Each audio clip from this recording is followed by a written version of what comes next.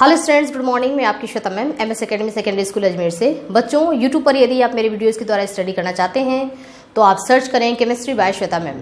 ऐसा सर्च करते ही मेरे वीडियोस ओपन हो जाते हैं और उसमें आप जाकर के प्लेलिस्ट चेक करें तो वहाँ पर आपको एक चैप्टर के सारे वीडियोस आपको एक जगह ही मिल जाएंगे। और बच्चों, यदि आपको मेरा पढ़ाया हुआ समझ में आता है तो प्लीज़ लाइक करें, सब्सक्राइब करें, अच्छे अच्छे कॉमेंट्स करें और अपने फ्रेंड्स में जिनको ज़रूरत है वहाँ पर शेयर करें। बच्चों, चैप्टर हमारा सेल चल रहा है जिसमें हमारा आज का टॉपिक है वैक्यूल। हम स्टडी करने जा रहे हैं वैक्यूल के बारे में।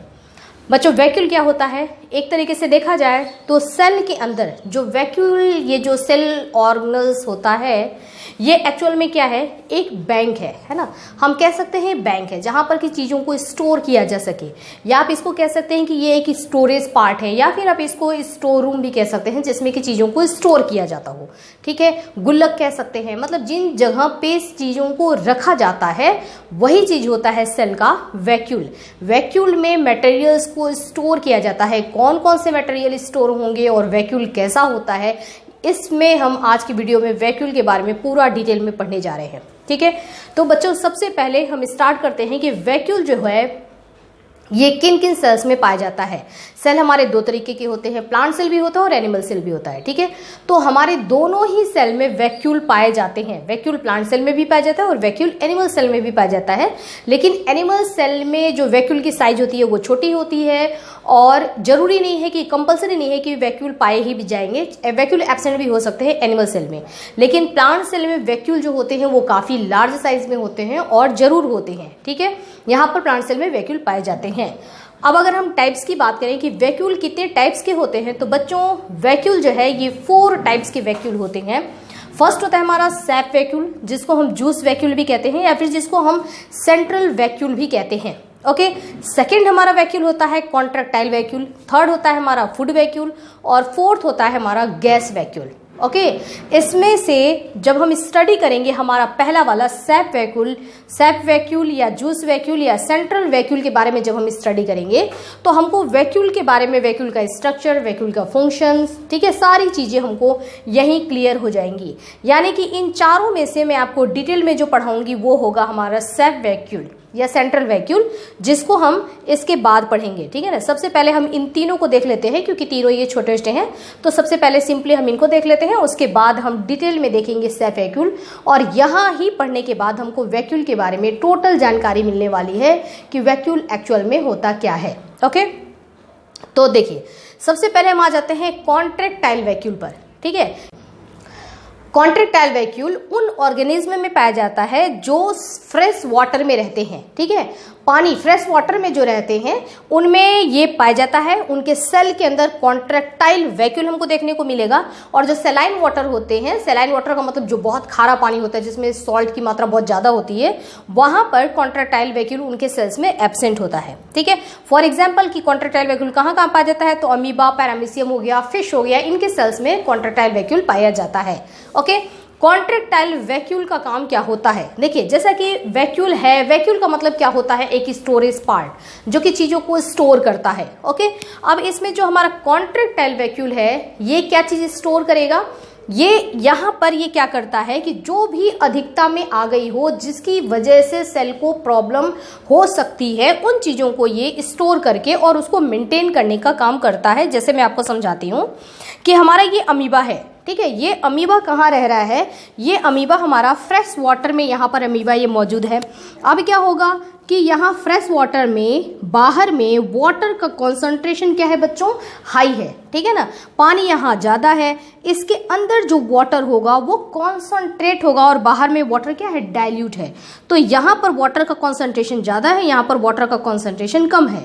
तो वाटर क्या करेगा? अपने हाई कॉन्सेंट्रेशन से लो कॉन्सेंट्रेशन की तरफ जाएगा। ये चीज़ें हम पढ़ चुके हैं। इस प्रोसेस को क्या हम बोलेंगे? ऑस्मोसिस। तो ये सेल मेम्ब्रेन को क्रॉस करते हुए और वाटर अपने हाई कॉन्सेंट्रेशन से लो कॉन्सेंट्रेशन में जाएगा, यानी कि पानी जो है वो लगातार इस अमीबा की बॉडी के अंदर प्रवेश करता रहेगा। ठीक है, और ये अमीबा कहाँ रह रहा है? पानी के अंदर रह रहा है। अब इसकी बॉडी के अंदर लगातार पानी आता जा रहा है और अगर इस वाटर को कंट्रोल नहीं किया गया तो क्या होगा कि अमीबा की बॉडी के अंदर इतना ज़्यादा पानी भर जाएगा कि पानी भरने की वजह से उसकी बॉडी, उसका ये जो सेल है ये फूल जाएगा और फूल करके फट जाएगा। ठीक है, ऐसा ही होगा। लेकिन ऐसा नहीं होता है, क्यों? क्योंकि गॉड ने इसको कुछ दे रखा है, इसको एक मशीन दे रखा है जिसको हम बोलते हैं कॉन्ट्रैक्टाइल वैक्यूल। और ये मशीन क्या करता है, ये इसको फटने नहीं देता है, यानी कि इसको ये प्रोटेक्ट करने का काम करता है। अब कॉन्ट्रैक्टाइल वैक्यूल क्या करेगा कि इसमें जो भी पानी आ रहा है, ठीक है ना, इसकी बॉडी के अंदर लगातार वाटर आ रहा है अमीबा की बॉडी के अंदर, और ये वाटर इसके लिए फायदेमंद भी है क्योंकि वाटर के थ्रू इसको ऑक्सीजन आता है, न्यूट्रिएंट्स आते हैं, स्क्रिप्टेड मटेरियल को ये बाहर निकाल सकता है, तो मटेरियल भी पानी के साथ ये ले सकता है। यानी कि वाटर जो इसकी बॉडी में आ रहा है उस पानी के आने का भी अमीबा यूज करता है। अब जो इसमें वाटर आ रहा है, कॉन्ट्रैक्टाइल वैक्यूल क्या करता है, ये इस तरीके की एक मशीन होती है कि जो पानी आएगा है ना, तो उसमें से जो जरूरत की चीजें थी उसको ले लिया, उसके बाद वाटर को, कॉन्ट्रैक्टाइल वैक्यूल ऐसे है, ठीक है, इसमें वाटर, अब पानी जो एक्स्ट्रा है सेल के अंदर, तो वो वाटर लेकर के ये फूल जाता है, ठीक है ना, ऐसे फूल जाएगा और फिर इसको साइड में जाकर के, सेल के किनारे जाकर के, और ये क्या है, ऐसे फट जाएगा, है ना, और उसको क्या करेगा, पानी को बाहर निकाल देगा। यानी कि पानी को लिया और उसको बाहर निकाला, लिया और बाहर निकाला, ये सब जगह से पानी इसके अंदर आ रहा है, वाटर को लिया और बॉडी से बाहर निकाला, तो ये लगातार वाटर लेते हैं, बाहर निकालते हैं, लेते हैं, बाहर निकालते हैं, लेते हैं, बाहर निकालते हैं। ठीक है, इस तरीके से काम करता है कॉन्ट्रैक्टाइल वैक्यूल। जैसे एक आप देखेंगे कि कोई नाव है, उसमें अगर पानी भर जाता है, नाव जा रही है नदी में, है ना, और पानी भर गया, तो उसके अंदर जो नाव चलाने वाला होता है वो क्या करता है, लगातार उसमें से पानी निकालता रहता है। ठीक है, बस वही चीजें यहाँ पर भी हो रहा है। कॉन्ट्रैक्टाइल वैक्यूल, कॉन्ट्रैक्टाइल यानी कॉन्ट्रैक्ट होगी, ठीक है, कॉन्ट्रैक्ट हुआ, इसमें पानी भर गया, ये कॉन्ट्रैक्ट हुई, पानी को बाहर, ठीक है, वापस ये फिर ऐसे फूल जाएगी, पानी इसके अंदर आएगा, फिर ऐसे कॉन्ट्रैक्ट होगी और बाहर। ठीक है, तो कॉन्ट्रैक्टाइल वैक्यूल क्या करती है, लगातार ये वाटर को इसकी बॉडी के अंदर, अमीबा की बॉडी के अंदर पानी की मात्रा को मेंटेन करता है कॉन्ट्रैक्टाइल वैक्यूल, ताकि अमीबा को कोई नुकसान न हो सके। ओके, इस प्रोसेस को हम बोलते हैं ऑस्मो रेगुलेशन। ऑस्मो रेगुलेशन यानी कि वाटर के अमाउंट को बॉडी के अंदर मेंटेन करना, ये कहलाता है ऑस्मो रेगुलेशन। तो कॉन्ट्रैक्टाइल वैक्यूल हेल्प करता है ऑस्मो रेगुलेशन में। ठीक है, और हमारी बॉडी की अगर हम बात करें तो क्या हमारी बॉडी में वाटर के अमाउंट को कंट्रोल नहीं किया जाता है? किया जाता है, बिल्कुल किया जाता है। हम पानी में नहीं रहते हैं, इस वजह से हमारे सेल्स के अंदर कॉन्ट्रैक्टाइल वैक्यूल नहीं होते हैं, लेकिन हमारे बॉडी के अंदर एक पूरा मतलब वेल ऑर्गेनाइज्ड इतना बढ़िया शानदार सा मशीन होता है जिसको बोलते हैं किडनी। तो किडनी जो है वो भी क्या करती है, हमारे बॉडी के अंदर वाटर के अमाउंट को मेंटेन करती है। ठीक है, कि पानी, अगर हम पानी ज़्यादा पी लेते हैं, ठीक है, तो बार बार यूरिन ज़्यादा बनता है, पानी कम पीते हैं तो यूरिन कम बनता है, तो यूरिन के अमाउंट को कंट्रोल करके हमारी बॉडी में ऑस्मो रेगुलेशन में हेल्प करता है कौन, हमारी किडनी। ठीक है, और ये जो छोटे छोटे से जो ये ऑर्गेनिज्म है जो यूनिसेलुलर हैं, इनमें वही किडनी का काम, यानी कि वाटर के अमाउंट को कंट्रोल करने के लिए गॉड ने इनको क्या दे रखा है, एक अलग मशीन दे रखा है जिसको बोलते हैं कॉन्ट्रैक्टाइल वैक्यूल। ठीक है, तो हमने फर्स्ट वैक्यूल देख लिया, कॉन्ट्रैक्टाइल वैक्यूल। सेकेंड हम आ जाते हैं फूड वैक्यूल। फूड वैक्यूल जो होता है ये WBCS में भी फूड वैक्यूल पाया जाता है, अमीबा में पाया जाता है, एनिमल सेल में हो भी सकता है, नहीं भी हो सकता, प्रेजेंट भी हो सकता है, एब्सेंट भी हो सकता है। ठीक है, अब अगर हम फूड वैक्यूल अमीबा की बात करें, एक अमीबा में हम समझते हैं कि फूड वैक्यूल का क्या काम है। फूड वैक्यूल के बारे में आप पहले भी पढ़ चुके हैं जब मैंने आपको पढ़ाया था लाइसोसोम के बारे में। ठीक है, देखिए हमारा फर्स्ट स्टेप, हर एक स्टेप इसमें जो है मैंने क्या किया है, हर एक बॉक्स में इसको बना करके आपको बताया है। देखिए हमने, जैसे ये हमारा अमीबा है, ठीक है, हम फूड वैक्यूल का फंक्शन समझ रहे हैं, कैसे फूड वैक्यूल काम करता है। ये हमारा अमीबा है, इस अमीबा को यहाँ पर दिखा कि ओ ये हमारा खाना है ना, भोजन। अमीबा को यहाँ पर भोजन दिख रहा है, अमीबा क्या करेगा, उस भोजन की तरफ आगे बढ़ेगा और अपने में से इस तरीके से अब एक प्रोसेसिंग निकालेगा, मतलब एक इसमें से आउटग्रोथ ये निकलेगी और उस भोजन को कवर करने की कोशिश करेगा, उसको अपने अंदर लेने की कोशिश करेगा। इसको हम क्या बोलते हैं, सीडोपोडिया। ठीक है ना, तो सीडोपोडिया को एक आउटग्रोथ बना करके और भोजन को अपने अंदर लेने की कोशिश करता है अमीबा। नेक्स्ट स्टेप में क्या है कि भोजन धीरे धीरे आप देख रहे हैं कि अमीबा ने भोजन को पूरी तरीके से कवर कर लिया, ये देखिए कवर कर लिया, और ये भोजन आ गया अमीबा की बॉडी के अंदर। ठीक है ना, अब भोजन आ गया यहाँ अमीबा के अंदर। जब भोजन अमीबा के अंदर आ गया तो आप देख रहे हैं कि भोजन एक छोटे से पैकेट्स के अंदर ले लिया गया है ना। जो भी खाना आया था अमीबा के अंदर उसको छोटे से पैकेट्स में ले लिया गया। ठीक, ये जो छोटा सा पैकेट है जिसमें भोजन मौजूद है वही क्या है, फूड वैक्यूल।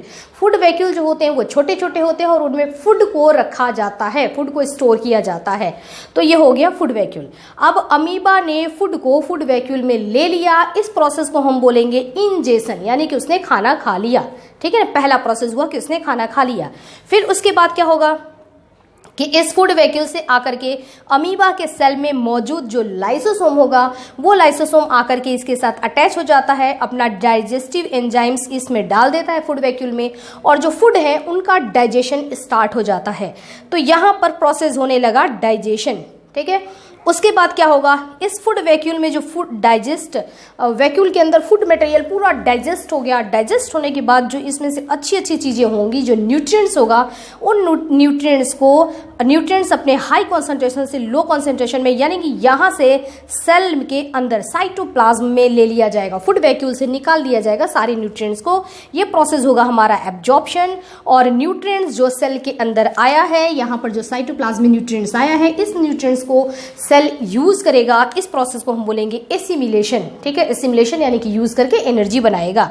और जो अनडाइजेस्टेड फूड मटेरियल है जो कि उस फूड वैक्यूल के अंदर था, वो फूड वैक्यूल को अब क्या किया जाएगा, वो फूड वैक्यूल बाहर रप्चर्ड हो जाएगा, ऐसे फट जाएगा। और इस जो अनडाइजेस्टेड, जो पच नहीं पाया फूड वैक्यूल के अंदर सारी जो मटेरियल, जो फूड आया था, जरूरी नहीं है कि पूरा का पूरा डाइजेस्ट हो जाए, कुछ अनडाइजेस्टेड चीजें रह जाती हैं जिनको कि अमीबा क्या करेगा, बॉडी से बाहर निकाल देगा। ठीक है ना, ये फट जाएंगे, उसको बॉडी से बाहर निकाल देगा और अमीबा अपने आप को उससे दूर कर लेता है। ये प्रोसेस हो गया हमारा इजेशन। ठीक है, तो हमने देखा इंजेशन, डाइजेशन, एब्जॉर्प्शन, एसिमिलेशन और इजेशन। ये पूरा जो अमीबा का प्रोसेस हुआ उसमें आपने देखा फूड वैक्यूल का रोल, कि फूड वैक्यूल क्या होता है। तो फूड वैक्यूल वही एक छोटा पैकेट होता है जिसमें भोजन को स्टोर किया जाता है। और यदि भोजन यदि इन्होंने लिया, सॉलिड भोजन लेते हैं यदि अमीबा, यदि ये जो खा रहा है वो सॉलिड है, तो उसको हम क्या बोलते हैं, इसको हम फैगोसाइटोसिस बोलते हैं, कि अमीबा ने फैगोसाइटोसिस प्रोसेस कहलाता है। यानी कि सेल ईटिंग, अमीबा जब ईट करेगा, जब खाएगा तो फैगोसाइटोसिस, और जब अमीबा पिएगा तो इसको पिनोसाइटोसिस। ठीक है, तो अगर ये खाने वाली चीज है तो फैगोसाइटोसिस, अगर ये पीने वाली चीज है, इसको ये पी रहा है, तो ये क्या कहलाएगा, पिनोसाइटोसिस कहलाएगा। तो चाहे फैगोसाइटोसिस हो चाहे पिनोसाइटोसिस हो, दोनों का डाइजेशन में किया जाता है, फूड वैक्यूल के अंदर किया जाता है। और ये आपने अमीबा में देखा। इसी तरीके से हमारे एनिमल सेल में भी फैगोसाइटोसिस चलता है। जो जम्स वगैरह अंदर आते हैं उनको हमारी सेल इसी तरीके से फूड वैक्यूल के अंदर पैक करके और लाइसोसोम के साथ अटैच करके उसको डाइजेस्ट करके किल कर देती है। डब्ल्यूबीसीएस जो होते हैं वो भी क्या करते हैं, हमारी बॉडी की वो इम्यूनिटी होती है, ठीक है, हम हमारे बॉडी को जम्स से प्रोटेक्ट करने का काम करते हैं। तो वो कैसे प्रोटेक्ट करते हैं, इसी तरीके से वो भी क्या करते हैं, फैगोसाइटोसिस, यानी कि जम्स आ रहा है उसको वो खा जाते हैं। ठीक है ना, फूड वैक्यूल के अंदर रख करके उसको डाइजेस्ट करके खा पी के खत्म कर देते हैं। ठीक है, इस तरीके से डब्ल्यूबीसीएस हमको जम्स से बचाते हैं। तो ये सेकंड हो गया हमारा फूड वैक्यूल। ठीक है, थर्ड होता है हमारा गैस वैक्यूल। गैस वैक्यूल जो होता है ये कुछ साइनोबैक्टीरिया, ब्लू ग्रीन सेल्गी एक्सेट्रा इन सब चीजों में पाए जाते हैं। इन ऑर्गेनिज्म में पाए जाते हैं। ये इनका काम होता है कि ये नाम से ही लग रहा है वैक्यूल, वैक्यूल का मतलब स्टोर करने वाला। और क्या स्टोर करेगा, गैस, है ना, ये गैस को स्टोर करते हैं। और जब ये गैस को स्टोर करते हैं तो इनकी बॉडी क्या हो जाती है, लाइट हो जाती है, हल्की हो जाती है। तो ये पानी के ऊपर तैरने में भी हेल्प करते हैं। जैसे साइनोबैक्टीरिया है, पानी के ऊपर तैरता रहता है। ये तो तैरता क्यों है, क्योंकि उसके सेल के अंदर जो वैक्यूल है वो गैस वैक्यूल है, उसके अंदर गैस भरा हुआ है, जिसकी वजह से उसकी बॉडी क्या हो जाती है, हल्की हो जाती है। ठीक है, नाम से ही आपको लग रहा है कॉन्ट्रैक्टाइल वैक्यूल, जो लगातार कॉन्ट्रैक्ट होती रहेगी, यानी कि पानी की मात्रा को कंट्रोल करेगी। फूड वैक्यूल ऐसी वैक्यूल जो कि अपने अंदर फूड को रखेगी, और गैस वैक्यूल ऐसी वैक्यूल जो कि अपने अंदर गैस को रखेगी। तो इस तरीके से ये तीनों हमारे ये खत्म हो गए। अब हम मेन देखते हैं हमारा सेफ वैक्यूल, जूस वैक्यूल या सेंट्रल वैक्यूल। और यहीं पर हमको वैक्यूल के बारे में पूरी रियलिटी पता पड़ेगी कि वैक्यूल की पूरी स्टोरी क्या होती है। तो बच्चों, हमारा फर्स्ट है सेफ वैक्यूल, जिसको हम जूस वैक्यूल या जिसको हम सेंट्रल वैक्यूल कहते हैं। ठीक है, इस वैक्यूल में ही हमको सारी डिटेल समझ में आएंगी। चलिए देखते हैं। सबसे पहली बात यह है कि जो ये सेफ वैक्यूल होता है या जो जूस वैक्यूल होता है ये कहाँ पाया जाता है, ये पाया जाता है प्लांट सेल के अंदर। ओके, और ये जो प्लांट सेल में होता है तो ऐसा नहीं है कि प्लांट सेल में स्टार्टिंग में ही ये वैक्यूल काफ़ी लार्ज बड़े मतलब शेप में होता है, ऐसा नहीं है।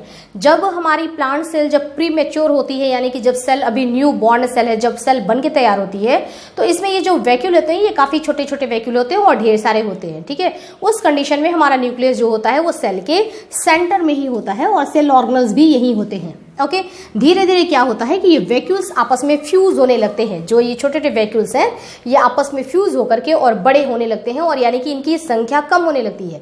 स्टार्टिंग में संख्या ज़्यादा है और ये जो है वो छोटे छोटे हैं, बाद में आपस में ये फ्यूज हो जाते हैं तो इनकी संख्या क्या हो जाती है, संख्या इनकी कम हो जाती है और ये साइज में बड़े हो जाते हैं। और धीरे धीरे जब ये पूरी तरीके से मैच्योर हो जाता है जब प्लांट सेल, तो उस कंडीशन में क्या होता है कि ये वैक्यूल काफ़ी बड़े साइज में हो जाते हैं और सेल का लगभग 90% एरिया सेल का पूरा वैक्यूल ने कवर कर लिया। ठीक है, ये आपस में फ्यूज होते होते काफी बड़ा ये वैक्यूल बन जाता है और 90% एरिया जो है वो पूरे सेल का ये कवर कर लेता है।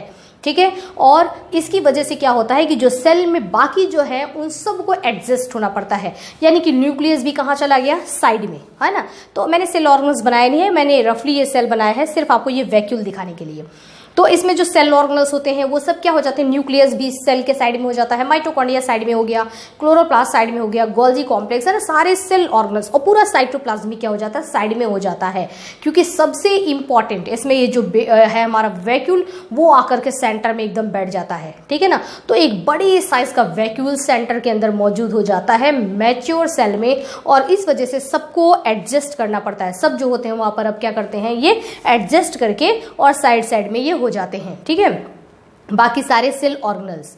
और ये जो होता है इसमें जो साइटोप्लाज्म, इसमें क्या होता है फिर किनारे हो जाता है ना। तो साइटोप्लाज्म अब वैक्यूल के किनारे किनारे यहाँ पर इकट्ठा होता है, जिसको हम बोलते हैं, इस साइटोप्लाज्म को बोला जाता है प्रीमोर्डियल आर्टिकल। ठीक है, ये हमारा साइटोप्लाज्म क्या कहलाता है, पूछता है ये क्वेश्चन कि जो साइटोप्लाज्म किनारे किनारे चला गया वैक्यूल के आ जाने की वजह से, इसको हम क्या बोलते हैं, प्रीमोर्डियल आर्टिकल, है ना, जो साइटोप्लाज्म किनारे रहेगा। और इन साइटोप्लाज्म में ये हमारे सेल ऑर्गेनल्स यहाँ पर दिखाई दे रहे हैं। ठीक है, ओके। अब हम आ जाते हैं वैक्यूल पर। ये जो वैक्यूल है नाम से ही लग रहा है, देखिए ये कहाँ है, सेंटर में एक बड़ा वैक्यूल आ गया। ठीक है ना, इस वजह से इसको हम बोलते हैं सेंट्रल वैक्यूल। पहले सेंटर में न्यूक्लियस था लेकिन अब न्यूक्लियस साइड में हो गया और वैक्यूल जो है वो सेंटर में आ गया, तो इसको हम बोलेंगे सेंट्रल वैक्यूल। और इसके अंदर इतनी सारी चीजें भरी रहती हैं कि अगर आप इसको जब काटते हैं, जैसे जब भी कोई चीज लकड़ी कहीं काटी जाती है उसमें से लैटेक्स निकलता है, जो चीजें उसमें से मटेरियल निकल रहा है वो कहाँ से निकल रहा है, वो एक्चुअल में वैक्यूल से निकल रहा है। आप जब काट रहे हो पौधे को, पेड़ को जब आप काट रहे हो तो एक्चुअल में आप सेल का ये वैक्यूल काट रहे हो। तो सेल का वैक्यूल काटेंगे तो इसके अंदर इतनी सारी जो चीजें होती हैं, सेल का 90% एरिया इसने कवर कर रखा है ना। एक बड़ा सा ये पैकेट है, बड़ा सा थैला है। जब आप काटते हो पेड़ को तो सेल का आपने उस थैले को काट दिया, वो जब थैला कट जाता है तो उसमें से बहुत सारा जूस बाहर आता है। इस वजह से इसको हम जूस वैक्यूल भी कहते हैं और जूस को ही सैप बोला जाता है, इस वजह से इसको हम सैप वैक्यूल भी कहते हैं। तो नाम क्लियर हो गया कि सैप, जूस या सेंट्रल वैक्यूल हम इसको क्यों कहते हैं। ठीक है, अब देखिए जो ये हमारा वैक्यूल है इसके बाहर बाहर में मतलब सिंगल मेम्ब्रेन स्ट्रक्चर होता है। ये एक सिंगल मेम्ब्रेन से बाउंड सेल ऑर्गेनल्स है। ठीक है ना, एक इसमें मेम्ब्रेन पाई जाती है, जिस मेम्ब्रेन को हम बोलते हैं, जो ये चारों तरफ मेम्ब्रेन है इसका नाम है टोनोप्लास्ट। कहाँ लिख रखा है मैंने, हाँ ये रहा। ठीक है, तो ये जो इसमें ये मेम्ब्रेन होता है इसको हम बोलते हैं टोनोप्लास्ट, या इसको वैक्यूलर मेम्ब्रेन कहा जाता है। और ये जो होती है ये सेमी परमिएबल नेचर की होती है, यानी कि ये अपने अंदर पानी को बहुत ज़्यादा स्टोर नहीं करती, क्योंकि इसको इतनी सारी चीज़ें स्टोर करनी है कि वाटर को थोड़ा अवॉइड करती है ना। तो ये सेमी परमिएबल नेचर की होती है, यानी कि क्या इसके अंदर आएगा और क्या नहीं आएगा उसको थोड़ा सा सेमी परमिएबल है, यानी कि सेलेक्ट करके ही उसको अंदर आने जाने दिया जाता है। ठीक है, तो सेमी परमिएबल इसका नेचर होता है। और ये बनी किसकी होती है, टोनोप्लास्ट जो मेम्ब्रेन होती है ये लिपोप्रोटीन यानी कि लिपिडोप्रोटीन से बनी हुई होती है। ठीक है, ओके। अब देखिए इसके अंदर जब हम आते हैं, है ना, तो हमने अंदर इसमें क्या देखा कि बहुत सारे सेल सेप यानी कि जो जूस है, उस जूस में क्या क्या चीजें इसमें पाई जाती हैं, वैक्यूल के जूस में क्या क्या होता है वो हम देखते हैं। सबसे पहली बात, इसके अंदर पाया जाता है एक्सक्रीटरी मटेरियल, यानी कि सेल के अंदर जो काम हो रहा था, है ना, सेल के अंदर बहुत सारे फंक्शंस होते रहते हैं। मैंने आपको कई बार बताया है कि इसमें जो है बहुत सारे मेटाबॉलिज्म रिएक्शंस होते रहते हैं, यानी कि टूट फूट, बनना, जुड़ना, तोड़ना, ये सब चीजें होती रहती हैं। तो सेल के बाकी सेल ऑर्गन्स जब काम करते हैं तो उस काम के दौरान बहुत सारा कचरा इकट्ठा हो जाता है ना, एक्सक्रीटरी मटेरियल। एक्सक्रीटरी का मतलब कि इसको बेकार है, ये फालतू चीजें हैं, ठीक है। उन एक्सक्रीटरी मटेरियल को क्या किया जाएगा, है ना, अब सेल जो है वो बार बार उस एक्सक्रीटरी मटेरियल को तुरंत ही सेल से बाहर नहीं निकाल सकता, ठीक है। जैसे किचन में है, हम चीज़ों को जो भी हमारे, जैसे हम सब्जी बना रहे हैं, ठीक ना, आलू का छिलका वगैरह जो भी चीज़ें हैं, हम उसको एक आलू हमने छीला, उसके छिलके को बाहर ले करके हम नहीं फेंक सकते, तो हम उसके लिए क्या कर लेते हैं, किचन में ही हम एक डस्टबिन रख लेते हैं और फिलहाल हम उस डस्टबिन में ही चीज़ों को डाल देते हैं, ठीक है। सेम टू सेम ऐसे ही जब सेल के अंदर जो मटेरियल इकट्ठा होता है, जो एक्सक्रीटरी मटेरियल इकट्ठा होता है, तो ये सेल क्या करता है कि उस एक्सक्रीटरी मटेरियल को इस वैक्यूल के अंदर उसको डाल दिया जाता है कि फिलहाल तो ये यहाँ चला गया और बाकी पूरा सेल का पोर्शन जो है वो क्या है, क्लीन है, साफ सुथरा है। तो एक्सक्रीटरी मटेरियल, इस वैक्यूल ने बोला कोई दिक्कत नहीं है, लाओ एक्सक्रीटरी मटेरियल दे दो, मैं तो इतना बड़ा हूं ही, है ना, इस एक्सक्रीटरी मटेरियल को मैं अपने अंदर स्टोर कर लूंगा। तो वैक्यूल के अंदर वो एक्सक्रीटरी मटेरियल स्टोर हो गया, नंबर 1। नंबर 2, इसके अंदर बहुत सारे आयंस होते हैं, ठीक है, बहुत ही आयंस पाए जाते हैं। जैसे कौन कौन से आयंस होते हैं, इसमें बाहर में यदि पोटेशियम आयन, क्लोराइड आयन या फॉस्फेट आयन या फिर सल्फेट आयन, ये आयंस का अमाउंट अगर बाहर में यहाँ पर ज़्यादा है तो ये आयंस जो होते हैं, देखिए इसके अंदर ये क्या करता है, सारे आयंस को अपने अंदर स्टोर कर लेता है, ठीक है, क्योंकि आयंस जरूरी चीजें हैं, आयंस को अपने अंदर, ये जरूरी चीजों में आयंस को अपने अंदर स्टोर कर लेता है। कौन, वैक्यूल। अब बाहर में जरा भी अगर, जैसे सपोज करिए कि ये K+, इस तरीके से आयन अगर यहाँ पे आते हैं और इसके अंदर ऑलरेडी बहुत सारे आयंस स्टोर हैं, सपोज करो कि 50 आयन यहाँ पे K+ स्टोर हैं और बाहर में ज्यादा नहीं, 10 K+ ही है, तो अब ये K+ जो है वो 10 बाहर में है, अंदर में 50 है। तो आप जानते हैं कि कोई चीज़ अपने हाई कॉन्सेंट्रेशन से लो में जाता है, तो यहाँ 50 है K तो यहाँ ज़्यादा है, तो नियम किससे के हिसाब से देखा जाए तो इनको बाहर जाना चाहिए, है ना, लेकिन ऐसा होता नहीं है, बल्कि ये कहते हैं कि 50 तो हमारे पास है ही, लेकिन बाहर में जो है वो भी हम ही ले लेंगे, है ना। तो बाहर वाले K+ को भी ये अंदर स्टोर करने की कोशिश करते हैं। तो इसके लिए ये इनको क्या करना पड़ता है, एनर्जी खर्च करनी पड़ती है। ये एनर्जी खर्च करके उल्टी गंगा बहाते हैं, यानी कि कम से ज़्यादा की तरफ लेके आते हैं।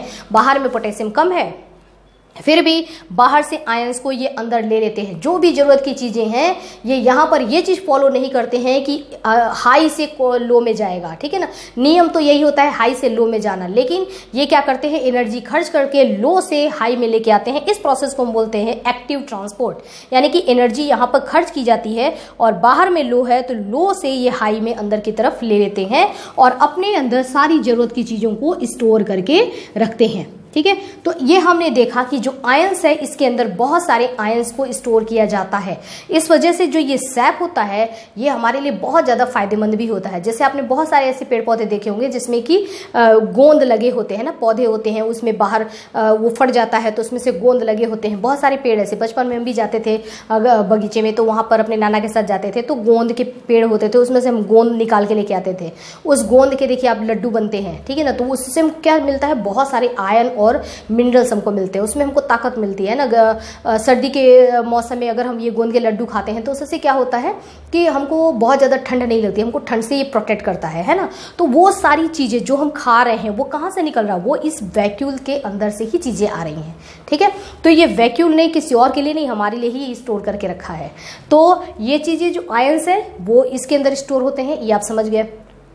इसके अंदर अगर ज़रूरत पड़ी सॉल्ट, है ना, कुछ सॉल्ट्स बाहर में है और ज़रूरत पड़ती है उन सॉल्ट्स को, वहाँ पर बाहर में ये वेस्टेज हैं, ठीक ना, एक्सेस हैं ये, तो उनको भी ये क्या कर लेते हैं, अपने अंदर स्टोर कर लेते हैं। बहुत सारे मिनरल्स को स्टोर कर लेते हैं। जैसा मैंने आपको बताया कि इनके अंदर चीज़ें स्टोर होती हैं तो जाहिर सी बात है कि इनके अंदर मात्रा ज़्यादा होगी, फिर भी जो थोड़े बहुत कम है ना उसको भी अंदर ले लेते हैं एनर्जी खर्च करके, यानी कि एक्टिव ट्रांसपोर्ट करके। तो अपने अंदर ये मिनरल्स को स्टोर करते हैं, शुगर को स्टोर करते हैं, ठीक है। बाहर में जैसे फंक्शन हो रहा है तो कार्बोहाइड्रेट्स, जो फोटोसिंथेसिस हो रहा है कार्बोहाइड्रेट है तो एक्स्ट्रा है, उन चीज़ों को भी शुगर्स को ये अपने अंदर स्टोर कर लेंगे। इनके अंदर पिगमेंट भी स्टोर होते हैं। पिगमेंट क्या, जो कि कलर देते हैं। जैसे कि आपने पढ़ा है कि क्लोरोफिल वो पिगमेंट है जो कि प्लांट्स को ग्रीन कलर देता है। तो इनमें भी जो पिगमेंट है, जो ऐसे पिगमेंट जो कि वाटर सॉल्युबल होते हैं, जो पानी के अंदर घुल सकते हैं, उन पिगमेंट को ये अपने अंदर स्टोर करके रखते हैं। फॉर एग्जांपल कौन से पिगमेंट, तो एंथोसाइनिन हो गया और ये एंथोक्लोन हो गया, ये दो पिगमेंट होते हैं जिनको ये अपने अंदर रखते हैं।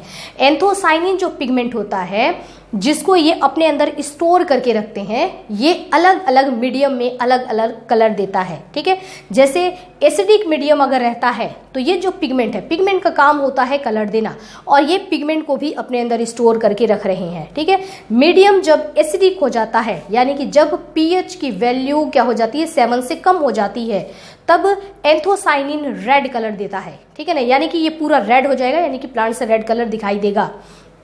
बेसिक मीडियम में, यानी कि जब पीएच की वैल्यू 7 से ज़्यादा होगी, ठीक है, तब ये ब्लू कलर शो करते हैं। यही एंथोसाइनिन वहाँ पर ब्लू कलर शो करेगा। और जब पीएच की वैल्यू न्यूट्रल हो जाती है, यानी कि जब पीएच की वैल्यू 7 होती है, तो वहाँ पर यही एंथोसाइनिन पर्पल कलर देते हैं। और ये जो एंथोसाइनिन है जो कि अलग अलग पीएच पर अलग अलग कलर दे रहा है, ये क्या होते हैं, वाटर सॉल्युबल होते हैं, यानी कि पानी में ये घुलनशील होते हैं। तो आपसे पूछ सकता है ना यहाँ पर क्वेश्चन कि फैट सॉल्युबल कौन से होते हैं, तो आप याद करो मैंने आपको पढ़ाया था कि फैट सॉल्युबल है ना, और भी दूसरे पिगमेंट्स होते हैं जो कि कहाँ पाए जाते हैं, इस क्लोरोप्लास्ट के अंदर। ठीक है, यहाँ क्लोरोप्लास्ट में पाया जाता है फैट सॉल्युबल पिगमेंट। जो पिगमेंट फैट में सॉल्युबल हो जाते हैं वो यहाँ पाए जाते हैं, और उनका नाम क्या है, ज़ैंथोफिल और कैरोटीनॉइड्स, जो कि yellow colour, red colour, orange colour है ना, ये सारे कलर जो देते हैं। और ये कहाँ, फैट सॉल्युबल वाला कहाँ स्टोर हो रहा है, प्लास्टिड के अंदर। ठीक है ना, ये जो हमारा प्लास्टिड होता है, क्रोमोप्लास्ट, उसमें ये स्टोर होते हैं। ओके, उसके बाद पिगमेंट की बात हमने कर ली। और ये जो हमारा एंथोक्लोन होता है ये येलो पिगमेंट होता है, यानी कि ये जो है ये येलो कलर देता है। तो कलर देने वाली चीज़ों को भी वैक्यूल क्या करता है, अपने अंदर स्टोर करता है। उसके अलावा ये क्या करते हैं, शेप को मेंटेन करते हैं। ठीक है ना, शेप को, यानी कि सेल जो होता है उसके शेप को ये मेंटेन करके रखते हैं। जो सेल का ये जो शेप बना हुआ है, ठीक है ना, इसको मेंटेन करने का काम करते हैं। कैसे, देखिए इसके अंदर क्या होता है, इतनी सारी चीज़ें इसके अंदर भर जाती हैं, है ना, मटेरियल इतना भरा हुआ है, 90% एरिया कवर किया हुआ है, तो इसका ऑस्मोटिक प्रेशर ज़्यादा होता है। ठीक है ना, चीज़ें भरने की वजह से ये हमेशा एकदम फुली हुई सी होती हैं। ठीक है ना, चीज़ें भरी होती है इसके अंदर, तो क्या होगा कि इसका ये टर्जिट कंडीशन में, यानी कि पूरी तरीके से सामान भरे होने की वजह से तना होता है। जैसे एक बैलून है, उसमें हमने हवा भर दिया और बैलून को एकदम टाइटली वो पैकअप है। ठीक है ना, उस बैलून को यदि हम किसी चीज़ के अंदर डालें तो उससे क्या होगा, वो चीज़ जो बाहर में हमने ले रखा है वो भी एक प्रॉपर शेप में रहेगी। यानी किसी चीज़ को हमको प्रॉपर शेप में रखना है तो बैलून को फुला करके और हमने उसके ऊपर उसको लगा दिया तो वो भी क्या होगा, एक प्रॉपर शेप में आ जाएगा। तो यहाँ पर ये जो है ये पूरा एकदम टाइट है ना, इसमें टर्जिडिटी है, तनी हुई है, तो इसकी वजह से ये पूरा सेल भी जो होगा वो भी क्या होगा, एकदम प्रॉपर शेप में मेंटेन रहेगा। यानी कि ये पिचकेगा नहीं, सेल ऐसे सिकुड़ेगा नहीं, है ना, ये पूरा क्या होगा, इसका शेप मेंटेन रहेगा। किसकी वजह से, क्योंकि इसका ऑस्मोटिक प्रेशर ज़्यादा होता है और ये हमेशा टर्जिट कंडीशन में, यानी कि तनी हुई कंडीशन में रहती है, क्योंकि इसके अंदर बहुत सारे मटेरियल भरे हुए होते हैं। ओके, इसमें जो चीज़ें भरी हुई होती हैं वो, जैसे मैंने आपको बताया कि टैनिन हो गया, रेजिन हो गया, गम हो गया। ठीक है ना, आप देखते होंगे जैसे गोंद निकलता है ना, गोंद हो गया, गम है। ठीक है, जो गम वाले जो पेड़ होते हैं जिनसे निकलता है, जो चिपचिपा होता है। ठीक है, ये सारे मटेरियल सब क्या है, यही है। इन सब की जो इसका पूरा ये अंदर मटेरियल है, इन सबको आप जूस कह लो या इसी को आप सैप कह लो। ठीक है ना, वही ये सारी चीज़ें हैं। और इसमें सैप में क्या क्या चीज़ें हो सकती हैं वो सब मैंने आपको बताया कि इतनी चीज़ें लगभग इसके अंदर होती हैं। ठीक है, ये हो गया हमारा पूरा वैक्यूल, है ना। तो एक्चुअल में वैक्यूल ये होता है, वैक्यूल का काम काफ़ी ज़्यादा, वैक्यूल का काम होता है हर एक्स्ट्रा ज़रूरत की चीज़ें और जो फालतू चीज़ें हैं उन सब को अंदर स्टोर रखना। अब अगर आपने वैक्यूल का फंक्शन अगर आपसे पूछा जाए तो आप बहुत सारे फंक्शन बता सकते हैं। ठीक है ना, यहाँ से लेते हुए सारे फंक्शंस आप पॉइंट्स में उसको लिख सकते हैं कि वैक्यूल जो है वो शेप मेंटेन करता है, वैक्यूल एक्सक्रीटरी मटेरियल को स्टोर करता है, आयंस को स्टोर करता है, सॉल्ट को स्टोर करता है, मिनरल्स को स्टोर करता है, शुगर को स्टोर करता है, इवन ये पिगमेंट भी रखता है, वाटर सॉल्युबल न्यूट्रीमेंट को भी रखता है, ठीक है ना। और जो फूड वैक्यूल जो होते हैं वो फूड को रखते हैं, गैस वैक्यूल जो होते हैं वो अपने अंदर गैस को स्टोर रखते हैं, कॉन्ट्रैक्टाइल वैक्यूल जो होता है वो ऑस्मो रेगुलेशन को कंट्रोल करता है। तो अगर सबको, चारों वैक्यूल को मिला करके आपको बोला जाए कि वैक्यूल के फंक्शंस बताइए, 15 पॉइंट बताइए, तो आई थिंक कि आप ये 15 पॉइंट्स आराम से लिख सकते हैं। ये सब वैक्यूल के फंक्शन में आ जाएंगे, ठीक है ना। ये सारा कुछ क्या है, वैक्यूल का काम है, ठीक है। तो ये बच्चों आज हमारा ये वैक्यूल टॉपिक ये हमारा खत्म हो गया। आई होप कि मैंने इसमें आपको सारी चीज़ें बता दी, कुछ छूटा नहीं है, ठीक है। अब बच्चों नेक्स्ट हमारा टॉपिक जो है, हम नेक्स्ट सेल ऑर्गेनल्स लेंगे, और मैं देख रही हूँ कि मैं आपको एंडोप्लाज्मिक रेटिकुलम और गोल्जी कॉम्प्लेक्स, ठीक है ना, इनके बारे में नेक्स्ट वीडियो में पढ़ा दूँ, ठीक है। तो आज का बच्चों हमारा टॉपिक यहीं खत्म होता है। स्टडी करते रहिए। ओके बच्चों, हैव अ नाइस डे।